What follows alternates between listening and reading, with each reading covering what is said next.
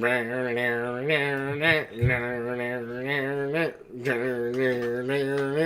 me what. Berzerk Tell is me back! what. Yeah! Berzerk is back, and this is the Berzerk song that I probably shouldn't be singing because I'm not good at singing. What? Can you like Tell change me your why. intro? Tell me Can why. you- Tell Can me you what change you your want. Can you change your intro to the "Tell Me Why" thing? Sure. You know what? For Berzerk, I'll do like 5 seconds of that. Okay. Hope you don't get copyright flagged, but If it's that'd only be for awesome. 5 seconds, I think I can pull it off. Okay. Oh So, wait, yeah. there's a sticker for this, isn't there? What is the Yeah! Tell me why. Tell me why. Tell me what you want. So, what did you think of the return after the hiatus of Berzerk? Now that we're at like the most pivotal moment that we've waited years for. I'm really scared for Farnice and Shriek. As you should be. So, I have my own interpretation of this chapter, and you have yours for all the dream stuff. Why don't you tell people your interpretation, and then I will go on with mine. And then they can argue it out in the comments who they thought was right. Dream moods. God, I might get I you. looked this up a little while ago. So we see a giant hawk in the sky, right? Go on, yes. To dream of the hawk means shoot. Was it a hawk?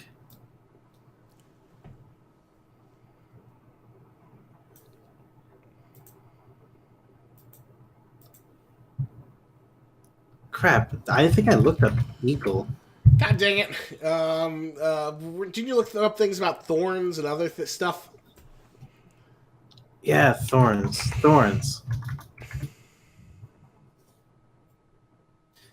See thorns in your dream signifies that you need to overcome that you're in a prickly situation that you need to overcome. It symbolizes past trauma or some physical suffering. And, seeing the giant hawk in the dream, obviously represents Griffith. But there was something about focus. I'm not sure where I saw that. I could have sworn I saw that. You don't remember? Oh. I looked up giant also. Well, okay, so you want my interpretation? What's your interpretation? This is old Berzerk fighting new Berzerk. Think about it. Yep. Each one of the things on Farnsey / Shirke's side is an item from their adventures. It's a totem or fetish that represents like the sort of like post Golden Age saga, while they're literally fighting the demons of Guts' past. Yeah. Let's face it, after the Golden Age, Berzerk kind of became a different manga. Mm-hmm. It stayed a little bit, the Black Swordsman stuff. God damn, my nose. Look up your dream interpretations. I'm going to go get something to blow my nose out. Gotcha. This is the best Berzerk review ever. Oh, I looked up Falcon. That's what I looked up. Falcon is... To see a falcon in your dreams suggests that... And I return. I looked up Falcon. Okay. And to see a falcon in your dreams suggests that you're focused on your goals and aspirations. And I thought that was very much what Griffith was. And Griffith was sort of like the embodiment of this giant falcon. And it's like this horrifying, presence to overcome. But that's actually probably wrong. I actually should have been... Because he's a hawk! Yeah, instead of falcon. So let me read off what Hawk says, what it says about hawks. To see a hawk in your dream denotes that suspicions are lurking around you and your activities. You need to proceed with caution. Alternatively, hawk symbolizes insight. Consider the phrase hawk's eye to mean that you need to keep a close watch on someone or some situation. Well, I guess that doesn't really. No, so it looks like it's just Griffith and not really dream stuff that Kento Moira put in a lot of effort into. But I do like He did put so much effort into all this dream sequence stuff. I can swear by it. You just look up anything else that he put in, like all the doll stuff, all the like the black curtains like floating in this wasteland, or black capes like floating in this wasteland, the the the guts dog being chained to this coffin. Like there's so much symbolism, like you can look it up like online and through dream interpretation. You can just see like the amount of effort he put into like the writing this whole sequence. It's a really fun thing to do, like to research some of these things like outside the manga too, and you see like you can actually see like, wow, he actually put a lot of thought into this. That's arguable, but I like my interpretation that basically we're seeing old Berzerk versus new Berzerk. Old Berzerk was like a old, gritty, dark and gritty fantasy that was a little bit more realistic. There was less God hand and less supernatural stuff. It was more Game of Thronesy, while New Berzerk is more sort of like a traditional D&D adventure in the sense that, like, Guts forms a party, he makes friends, he gets a mage, he gets like a freaking fencer, sword fighter, he gets a healer and a thief, and well, he's like the berserker / tank. Yeah, but do you think it's really? I mean, I feel like that could be the case, but I want to see some more evidence for that, like to see like people dying left and right, kind of like in the old Berzerk in a sense. Like I don't know, it felt a lot more brutal in the old Berzerk for some reason. Just like yeah, it was, and you can see the two kind of like influences clashing.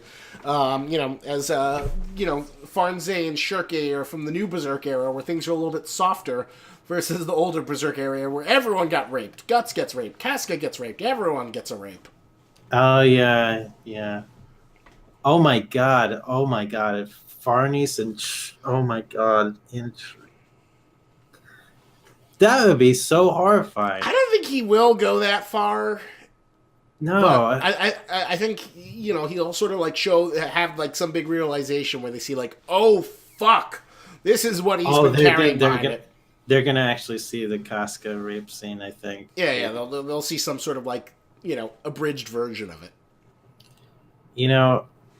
I'm wondering if like the Berzerk guy, he's actually becoming more like politically correct, after doing this whole manga, like from the very beginning of being like the most unpolitically correct, person ever, like to this stage now where he's at this point in the story where like okay, we're gonna have to unravel some of these deep dark secrets, and it's not gonna be pretty. Like is he gonna do it in a more politically correct way than he did before? I don't know. Like, I mean, you can definitely say Berzerk now has been toned down compared to like what it was previously. But like, I feel like he's so far removed from like the spectrum of like identity politics and left-right crap that like I feel like he's immune from it. Like, I don't feel like there's gonna be a Tumblr protest of Berzerk that like Berzerk is like propagating rape culture or some crap like that. Yeah, I mean, I just kind of want him to do whatever he feels right as an artist, at the moment. Like, I don't want him to be, I don't want him to be restricted by this, these kinds of, societal fears of, being, current with like politically correct times and stuff like that, or for the So sake you're of like his saying we audience. should have, Yeah. if there's a scene where he really needs to have a berserk rape, he should be able to do his berserk rapes. But I'm not advocating for berserk rape. Exactly. As long as as long as it's good for the story. I mean, I just care about the story. I don't care. I don't care which way it goes, as long as it's good for the story. That's my main.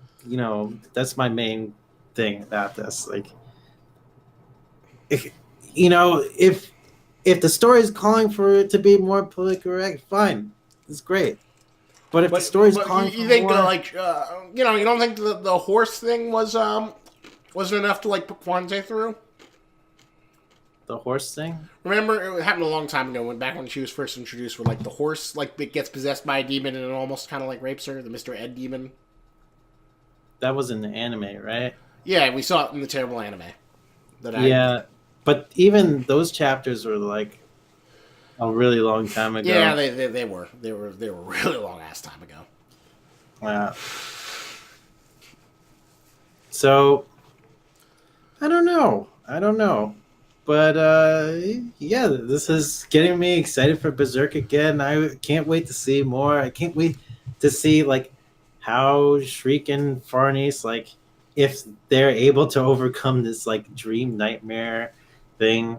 This is like pretty awesome. Like, I'm getting kind of scared for them because like they're going into like the really deep dark trenches of Berserk. And, like, these like shining lights of these shining light of characters. Well, I guess Shriek is more of a shining light of a character than Well, Farnese. Farnsie's become a little bit more accepting than once she was, where she came from. Yeah, but like she has a pretty uh, disturbing past. Yeah, yeah, but while Shirk, as far as we know, is like pretty clean and pretty goody two shoes as you can get in Berserk. Yeah. So yeah, like, to see like a certain level of corruption would be really, really, I think, pretty cool. Like, in terms of the story, like they'll, all that innocence like immediately gets blown out of the water when they're confronted with like the reasons why Guts is the way he is, why Casca is the way she is, and who this Griffith person is. I'm really curious like how this is all going to conclude.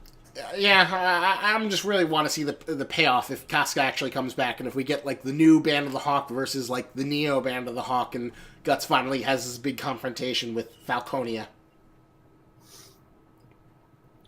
Yeah. Oh yeah, Falconia. Is that the name of it? So yeah, it could be symbolized as like a falcon in the sky, right? Maybe Falconia is like the name of the fantasy land Griffith made. Yeah, but could also, if that's the case, then why not it be a falcon flying in the sky? I don't know, Falcon, Hawk, Griffith. I forget what bird he like prefers to go by. You think hawk? Maybe. I don't know.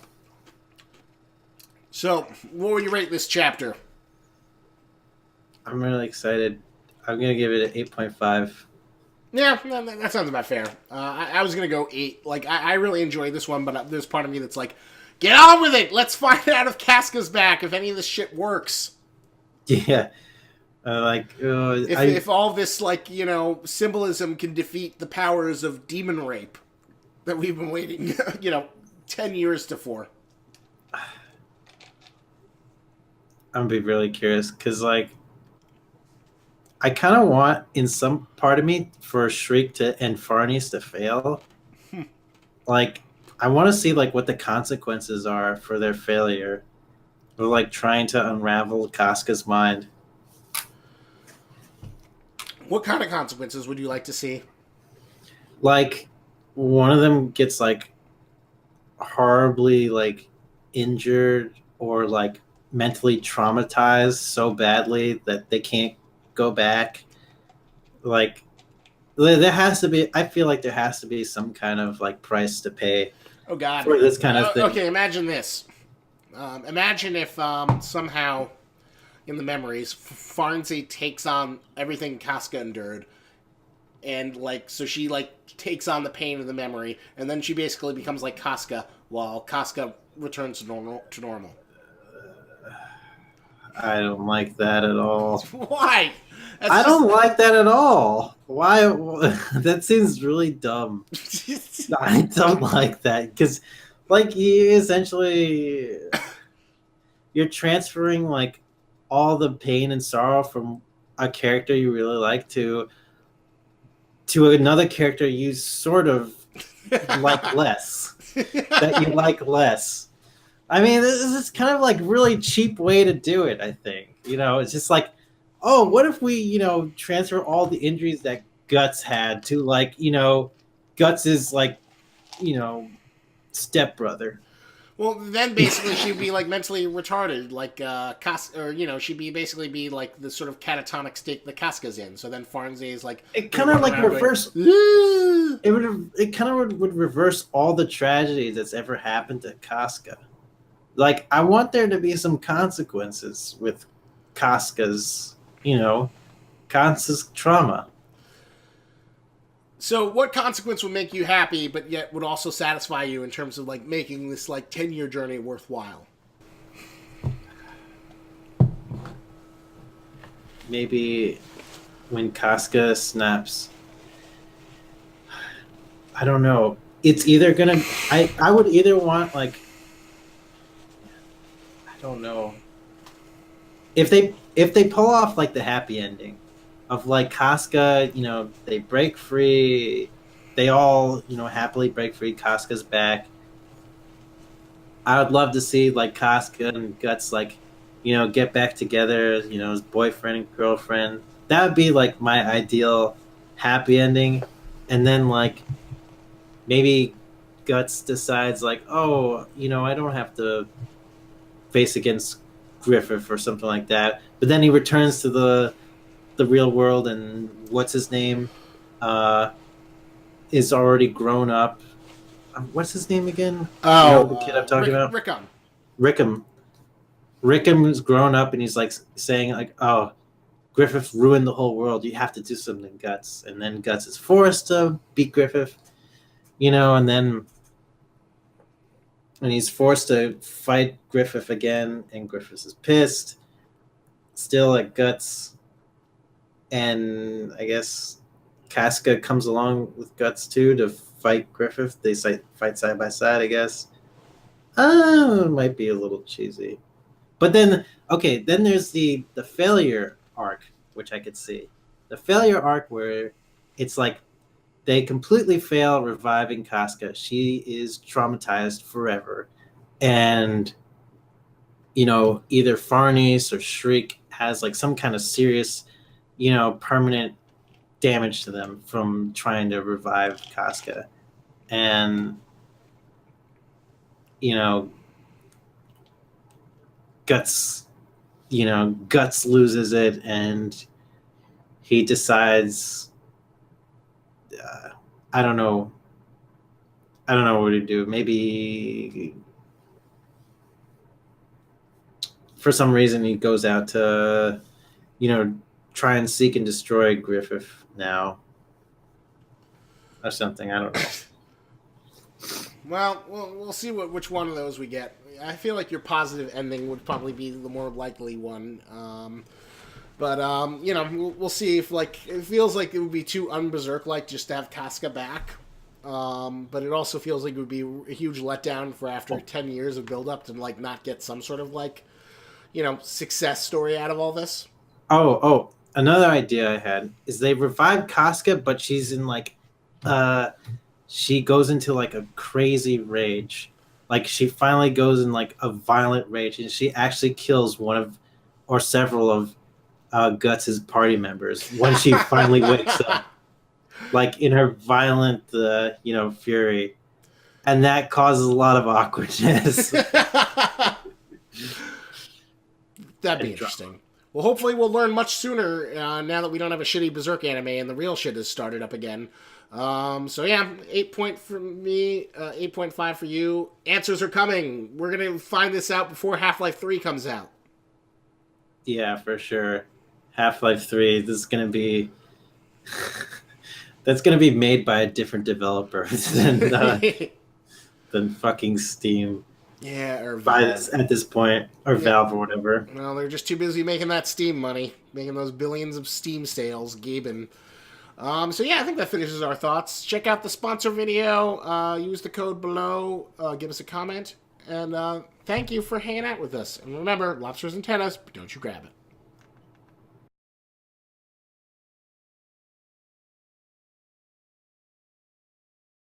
Do you like clothes but hate shopping? Then T-Blocks is the subscription service for you. But I know what you're thinking. But Lobster, how is that any different than Loot Crate or the other subscription services? Well, T-Blocks sends you t-shirts, which is clothing, which is actually useful, unlike the useless swag junk that Loot Crate keeps peddling on gullible schmucks. And this isn't just knockoff brand crap. T-Blocks hooks you up with licensed shirts for all the stuff you love, because you need clothes. How else are you going to keep your puny human man flesh protected from the elements? T-shirts are useful for any occasion. Wear them, give them to friends, give them to enemies, knit them together, make a quilt. T-shirts are life. And you know the best part? It'll only cost you $6.99. That's right, you can get 12 shirts sent to you for once a month for only $6.99. And you know what? If ultra cheap licensed goods are too basic for you, then there's also the Community T-Block set, which features original designs from the best up-and-coming artists so you can keep that hipster street cred. But I'm here to save you even more money! Use the code LOBSTERTBX at checkout and you'll save 10% on any order. Be a t-shirt wearing god amongst mortals. Use the power of the most expensive seafood to get you the cheapest t-shirts now! Lobsters made